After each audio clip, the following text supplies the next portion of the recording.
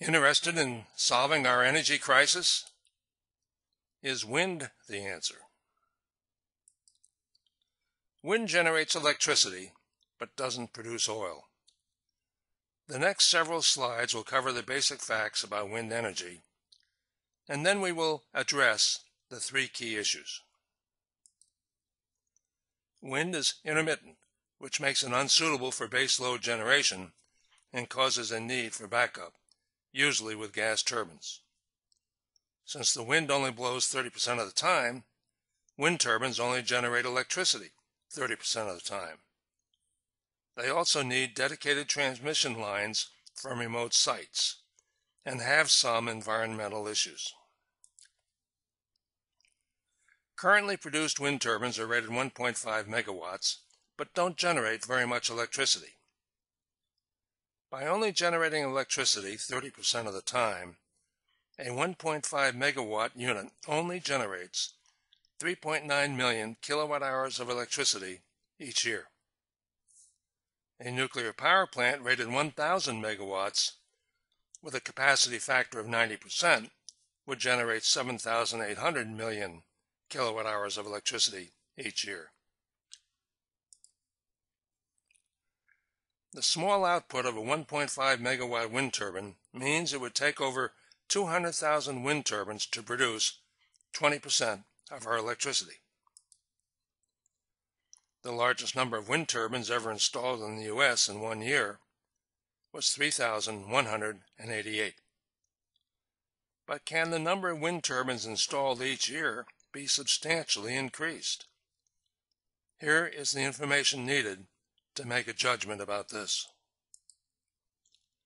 Wind turbine manufacturers worldwide are at capacity. Any new orders will be for delivery in 2011. Wind turbines are complicated and huge. They stand taller than a 25-story building, and their sites require extensive preparation. Each one weighs about 300 tons, or half again as much as a fully loaded 767 aircraft on takeoff. Bottlenecks exist for important items. Generators are on back order and none are made in the United States. The lead time for gearboxes is up to 18 months, and gearboxes are failing after 5 years rather than their 20-year design life. There is a shortage of large bearings and large castings. Not only must these bottlenecks be broken, but the ability to manufacture all components must be doubled and redoubled in a short period of time, and then redoubled again. The recent National Renewable Energy Laboratory report claims that only 100,000 wind turbines are needed to produce 20% of our electricity. But this report admits there is great uncertainty about this forecast. The report indicates there are several questionable assumptions, including whether capacity factor can be increased from 30 to 40%, and that the size of units can be nearly doubled. The report also questions how much manufacturing capacity can actually be increased. Capacity for these larger, more complex units must still be doubled and redoubled. There are three key issues with wind energy. Can wind turbines accommodate the growth in electricity forecast by the Department of Energy? Can wind replace natural gas usage? And can wind turbines replace the electricity generated by coal? The U.S. Department of Energy forecasts that electricity demand in 2030 will increase by 1,046,000 million kilowatt hours.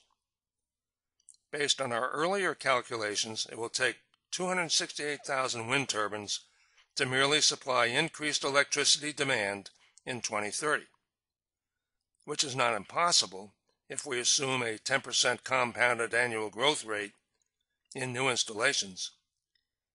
That includes doubling, redoubling, and redoubling again of capacity. However, it is unlikely.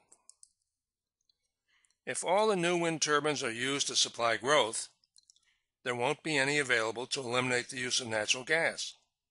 Existing gas turbines will continue to supply the electricity they currently do. As a result, natural gas usage won't be cut to make it available for use by automobiles, which is a key part of the Pickens Plan to cut the use of oil. Coal currently produces 50% of our electricity, so would require 500,000 additional wind turbines to replace coal. If all the new turbines are used to accommodate growth, there won't be any left to replace coal. So it can be said with great certainty that wind energy cannot replace coal.